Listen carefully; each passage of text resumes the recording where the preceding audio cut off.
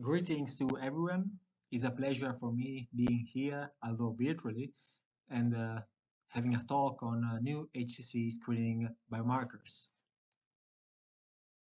According to 2020 estimates from the GloboCan study, liver cancer is the sixth most commonly diagnosed cancer and the third most common cause of cancer death worldwide.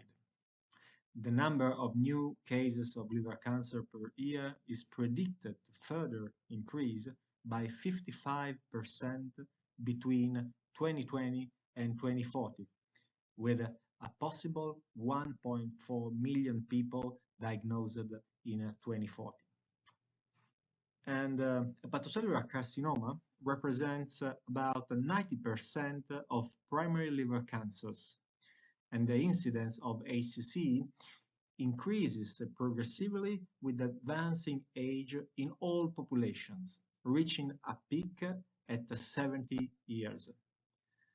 And the burden of HCC is highest in East Asia and in Africa, although its incidence and mortality are rapidly rising also in the United States and Europe. Worldwide, chronic HBV and HD infection are the main risk factors for liver disease progression and HCC development. In the last 30 years, the distribution of HCC etiologies showed a shift, a transition from viral hepatitis to non-viral etiologies. And chronic viral hepatitis is the main cause of HCC in Asia and most African regions. However, non-viral causes, including NASH and alcoholic liver disease, contribute to the majority of HCC in Western countries. However, irrespectively from the underlying liver disease etiology, cirrhosis is the principal risk factor for HCC development. And therefore, all patients with advanced liver disease or cirrhosis should undergo HCC surveillance. We know that surveillance is associated with improved early-stage detection, the possibility to receive potential curative treatments, and of course, prolonged survival, with a 5-year survival below 5% in patients diagnosed with an advanced stage disease, as compared to a survival greater than 70% for those with early HCC stage. And accordingly to international guidelines, HCC surveillance mostly relies on abdominal ultrasound with or without the measurement of alpha-fetoprotein. To date, surveillance programs are based on a one-size-fits-all approach. While great efforts are ongoing in order to define a risk-based surveillance strategy specifically tailored according to each patient's individual risk of HCC development. And of course, this approach will allow to define the patients to screen, the interval between screening tests, and the type of screening test. And the high-risk group, we must absolutely receive HCC surveillance, and we will be able also to identify a low-risk group who may not need HCC surveillance at all, or just a biomarker-based surveillance. And for this purpose, biomarkers and non-invasive scores already show promising results. Different classes of biomarkers have been investigated, including serological, epigenetic, genetic, and non-invasive scores that combines demographic, clinical, biochemical variables into models that can report the likelihood of HCC in patients with chronic liver disease cirrhosis. However, while we have a huge amount of data from case control studies, very few evidences are available from studies investigating the predictiveness of a potential. For the evaluation of a potential biomarker, we must take into account not only the clinical performance in terms of sensitivity, specificity, and accuracy, but also the safety, the availability of a standardized assay, the cost effectiveness, and finally, the analytical performance, and in particular, the stability of the biomarker into the biological specimen. And furthermore, it is important to consider the relationship between test utilization and the sensitivity, with the lower sensitivity achieving the same benefits if adherence is increased. Indeed, even reducing test sensitivity, but proportionally increasing the test adherence, the overall effectiveness of surveillance is maintained or even improved. To date, only few candidate biomarkers underwent a multi-step validation that consists of different phases that provide a sort of roadmap to clinical implementations. And the phases of biomarker validation include a first phase, a phase one, that is an initial discovery that occurs in preclinical models, which is then followed by a clinical assay validation, where the assay for biomarker measurement is developed. A phase two, with a validation with samples from retrospective case control studies, comparing HCC cases, preferable early stage HCC, and non-HCC controls. However, cases and controls should ideally be derived from the recommended screening population, meaning patients with advanced liver disease or cirrhosis. Then we have phase three that consists on testing of longitudinal samples of biomarkers to determine its performance in detecting preclinical disease. Then a phase four with testing the biomarker in a prospective cohort, possibly against the gold standard. And finally, phase five, that is a late stage of validation where we need to address whether screening with this new biomarker reduce the burden of cancer in the population in a real-world setting. And several biomarkers underwent extensive phase 2 validation studies, including osteopontin, here a meta-analysis with 7 studies showing a summary AUC of 0.82 for the discrimination between patients with HCC and those without. Then glypican-3, another meta-analysis including 11 studies with a summary AUC of 0.78 for HCC detection among patients at risk. And the Golgi protein 73, again, another meta-analysis including 7 studies and a summary AUC of 0.78. And finally, squamous cell carcinoma antigen, and here a meta-analysis including 5 studies showing a summary AUC of 0.8 for the detection of HCC among patients at risk. Promising are the results of glypican-3. And here, in a recent study from China, glypican-3 show a high accuracy and a higher sensitivity as compared to alpha-fetoprotein for the detection of HCC, with a sensitivity of 80% and for glypican-3 and a sensitivity of 68% for AFP. Furthermore, among the 68 AFP negative HCC patients, 43 were positive for glypican.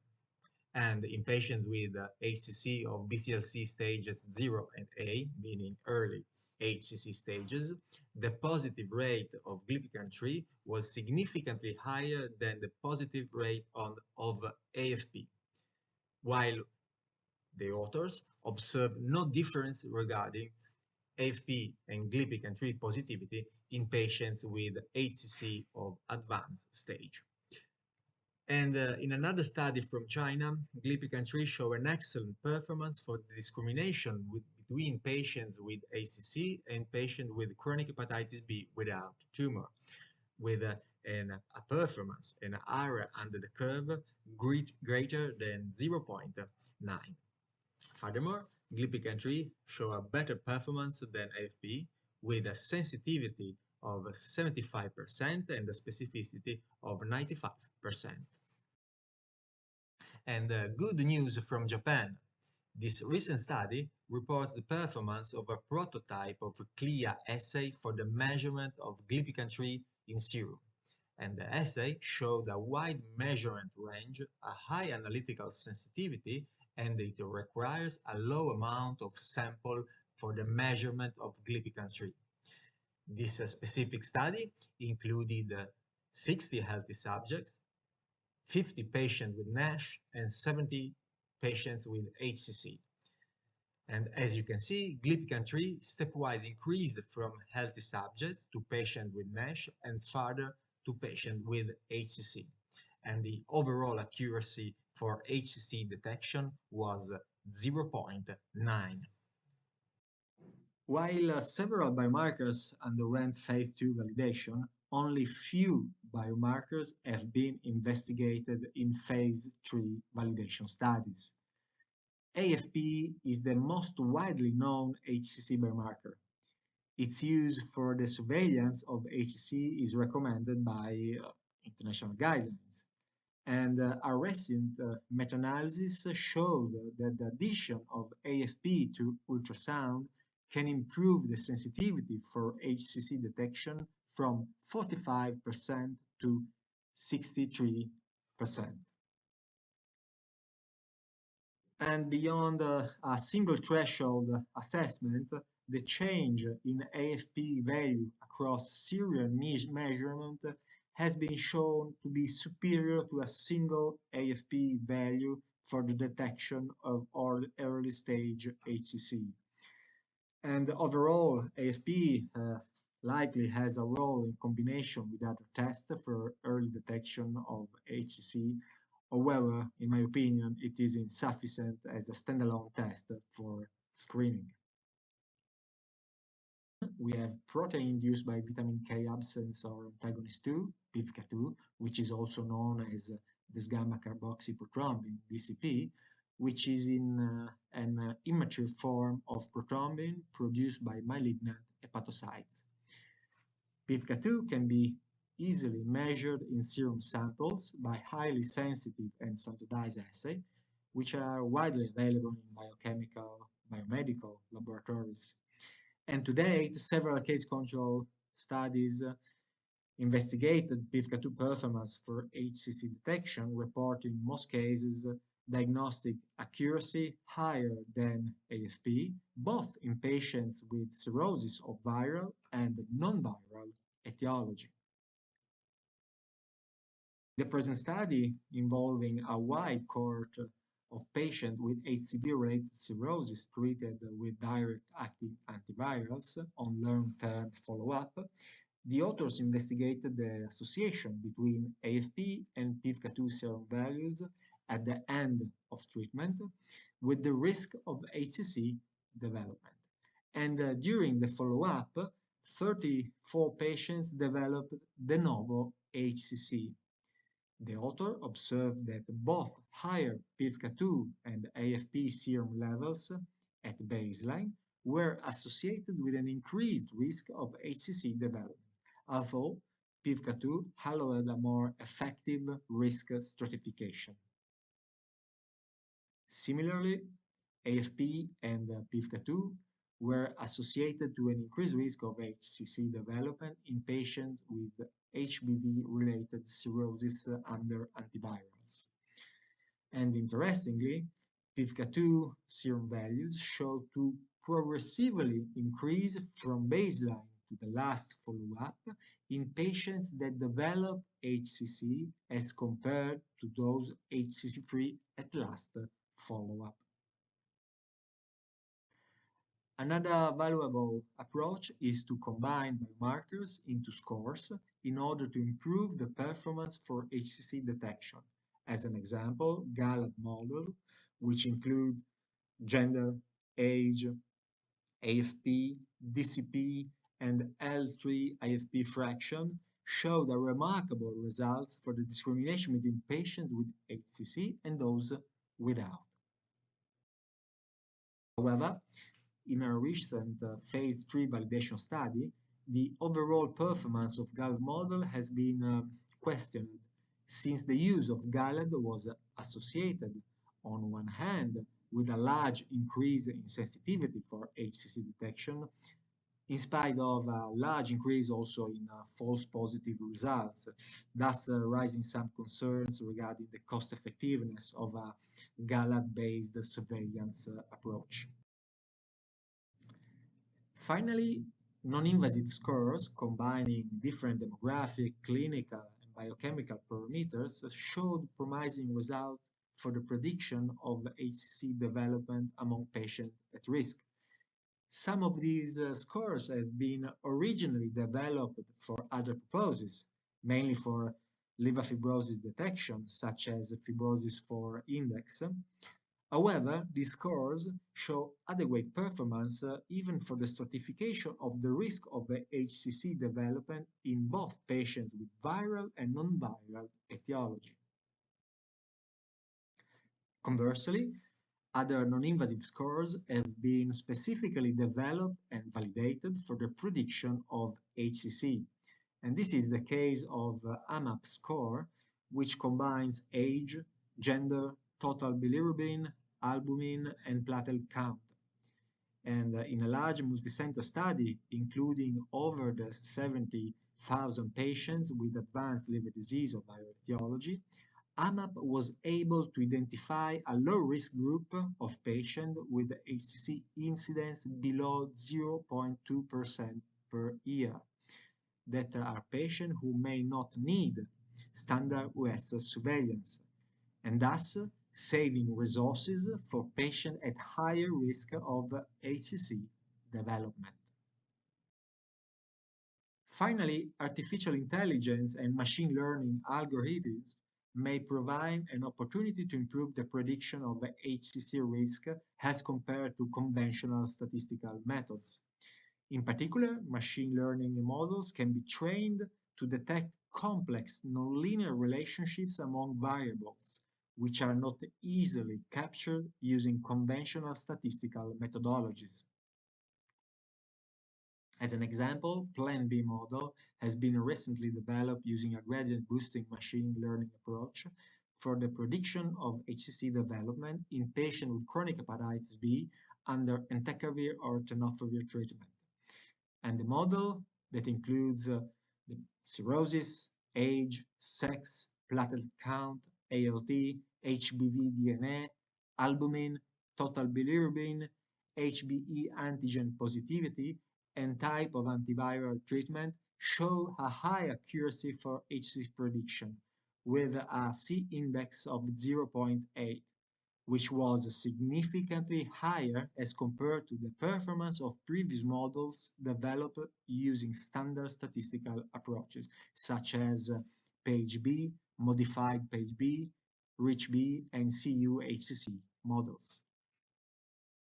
In conclusion, the use of serum biomarkers may improve tumor detection in patients with advanced liver disease or cirrhosis under surveillance for the risk of HCC development. And in the setting of surveillance, an optimal biomarker should be able to identify patients at higher risk for HCC development that may benefit from closer monitoring, and also patients with a minimal risk of HCC that may be safely surveyed with a biomarker-based approach. And the combination of different classes of biomarkers, even with demographic and clinical parameters, could improve the accuracy for HCC detection and prediction. And finally, artificial intelligence approaches over conventional statistics may allow the identification of highly performant models for the stratification of the risk of HCC development. Thank you to all for your kind attention.